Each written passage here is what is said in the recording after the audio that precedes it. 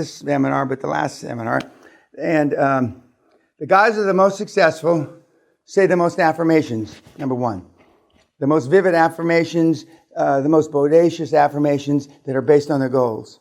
I gave you a way how to say affirmations and how to make goals from the last seminar. It's in your slides. It's also on my website. Number two, the most successful stand at their desk. Stand at their desk. I'm going to say it again. Stand at their desk. They have standing desks. Okay? The more successful that stand at their desk, walk on a treadmill.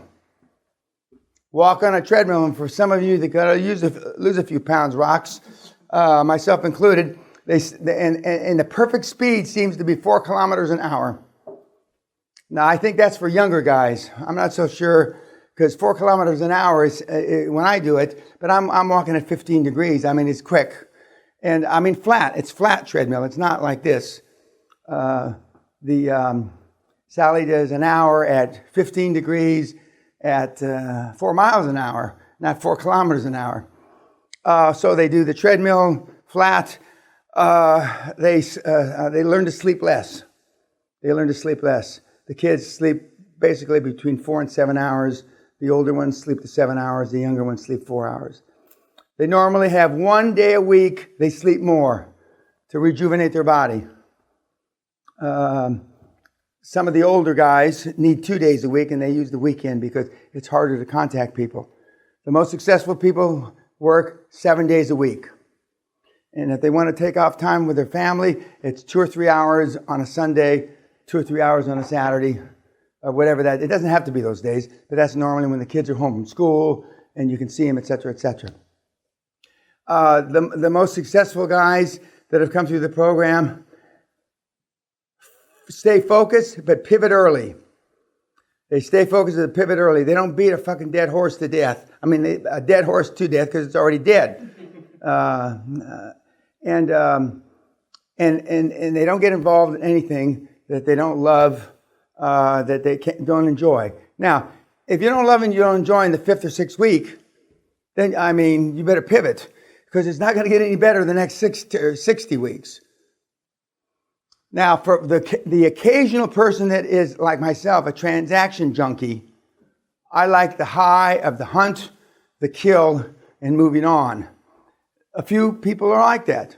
But most people, want to do something they like. Do something they like. If you are a transaction junkie, then more power to you. Because then you don't have to love anything, I've always said, I love the ones I'm with, whether they're, well, anyway, we don't have to go into that. I love the ones that I'm with. But I've been like that since I'm a young kid. Next, the words matter. I told you, and my good friend and first seminar attendee, Ted Nicholas, he wrote a book about that. But it's always I did, or I'm gonna, not if we. No ifs in your language. And for sure, no ifs in your affirmations. I mean, it's absolute. It's 100%. Remember, act as if you have no limits to your abilities. Those guys, now they don't act like I act with no limits to your abilities because they don't have the experience I have. But I mean, Peter Sage is a pretty polished guy, But I remember when he was 21 years old, this is an exaggeration, Peter, was snot hanging out his nose and he couldn't talk. But I mean, now he's a bon vivant raconteur, and he's very polished. And the communication skills are really important. I tell people the best guys in current crop of best guys go to Toastmasters.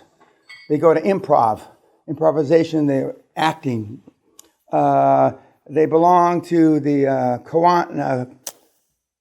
what are those clubs? Kiwanis and what's the other one? Rotary, yeah. Kiwanis and Rotary. And they volunteer to do speeches. I think Christoph is doing some of that. And not just Christoph, but I remember from the report. And it works. The 2 best sales courses, and Warren Buffett and I have something in common. We both took Dale Carnegie's sales course. Sales 1, I think it is. And I mean, it's very fundamental, but it's very good, because back in the day when Mr. Buffett was trying to raise money, he couldn't raise any money, and because everybody asked him, well, what does your dad think? Because his dad was an influential investment guy, not dissimilar to Derek. I can only imagine what they asked Derek when they Google and they look into Peña. Oh, who's this Dan Peña? And then Derek, after in the 9th page, they get down to him. But I took that course, and I'm told by the kids now that the Wolf of Wall Street sales course is pretty good. I haven't taken it or used it, but they say it's pretty good.